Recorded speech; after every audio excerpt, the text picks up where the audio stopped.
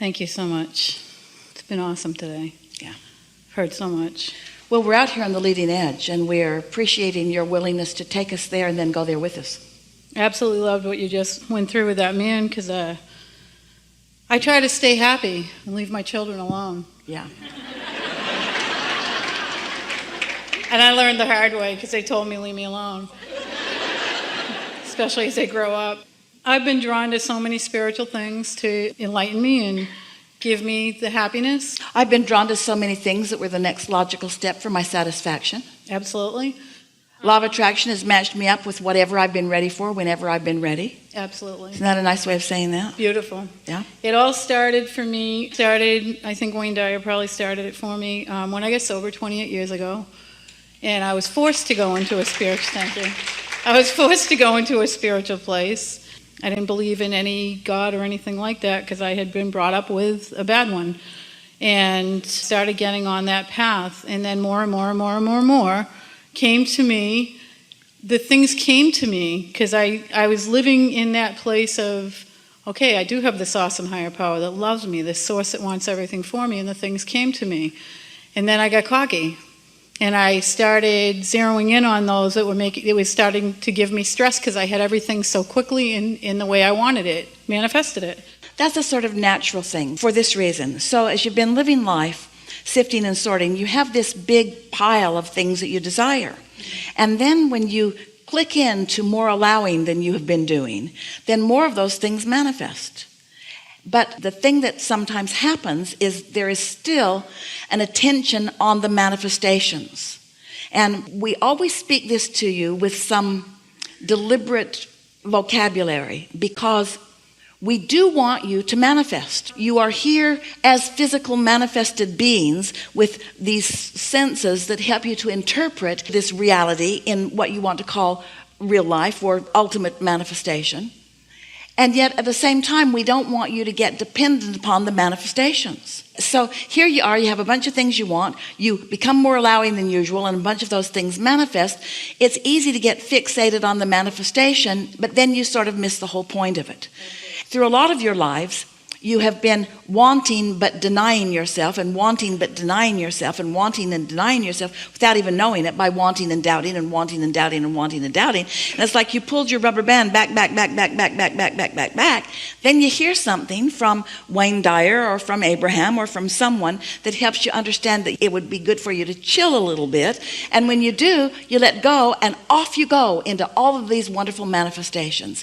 But then you get hooked on manifestations. And so we've just been fine-tuning to help you to realize that manifestations are a good thing, just don't need the manifestation more than you are enjoying the journey of getting there. And this is why we said those blunt words to you earlier that we really want you to take to heart. You're never going to get it done, which means there's always going to be something unfinished.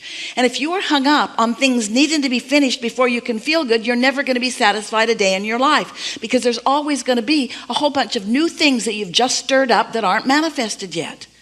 So we want you to get used to the fact that things are in the process of becoming. Let's say you've got 20 subjects going on that are active within you. Some of them you're on the brink of full manifestation and you're really going to like it when it happens. Some of them you're really far away from, but you're still enjoying the journey as the process is unfolding. Each of those 20 things, and there are always more, are somewhere along this evolutionary stage. And if you are accustomed to just looking for the reason to savor wherever you are, then you feel satisfaction about this. An idea can be so satisfying even though you are not ready for the full manifestation of it. And so this is a helpful conversation. We're trying to wean you away from needing the manifestation in order to feel good so that you can feel good and therefore have the manifestation. Go figure. In other words, we want you to have the manifestations, but if you want the manifestation before you're ready for it, then in your dissatisfaction, you hold it off. So we're back to Esther's complaint. So if I don't need it, then I can have it. But if I need it, I can't have it. We say, you got to figure out how to make these energies work for you. You just got to figure out. And the easiest way we know is just to decide, I want to be satisfied now. What can I focus upon that gives me satisfaction? And sometimes you might be so fixated on things that aren't satisfying that you just need a lobotomy. We don't recommend it. It's starting over in a whole uncomfortable way. You want meditation. Meditation will take you all the way down to non-resistance. And I love your Vortex meditation CD. I listen to it every single night.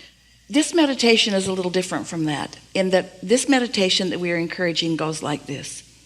So you sit in a comfortable room and wear comfortable clothing and focus on something that isn't very important, like the ticking of a clock. Esther downloaded one of those the other day.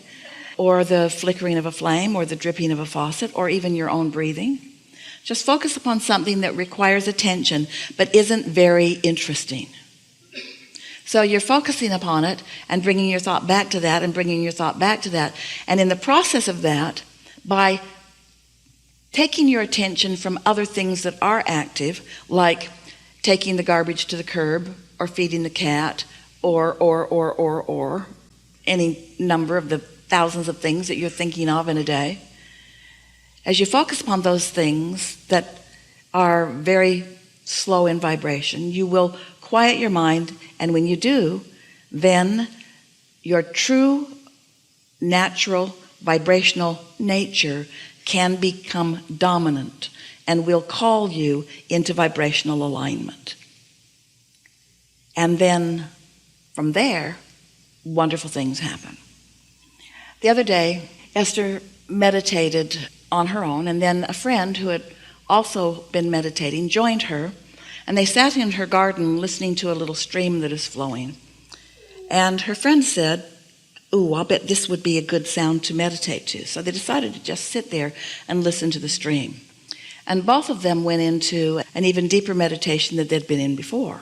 Almost as soon as they sat and received that sort of place of detachment, an airplane flew over, and then another one, and then another one. It was really unusual for them to even be there.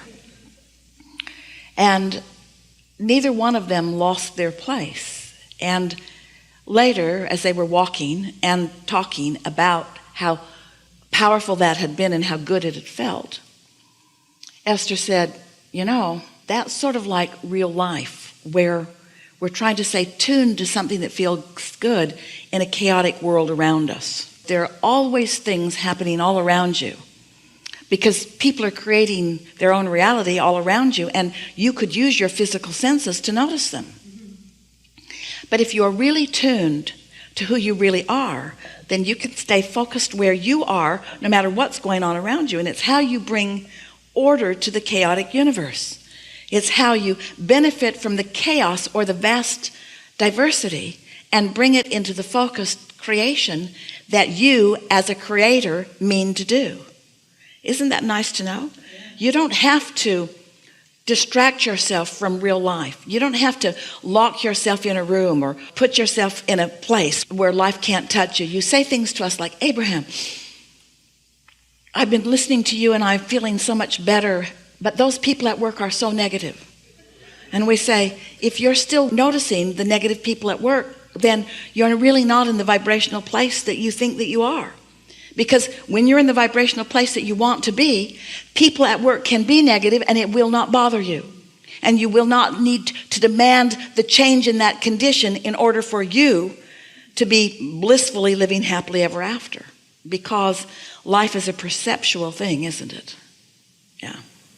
It took me a lot of pain to get to that point of that wanting to just be happy, because I had to take down a marriage and I had to leave a... We hear you, and we are really happy that you've moved through that. But it did not take a lot of pain to get there.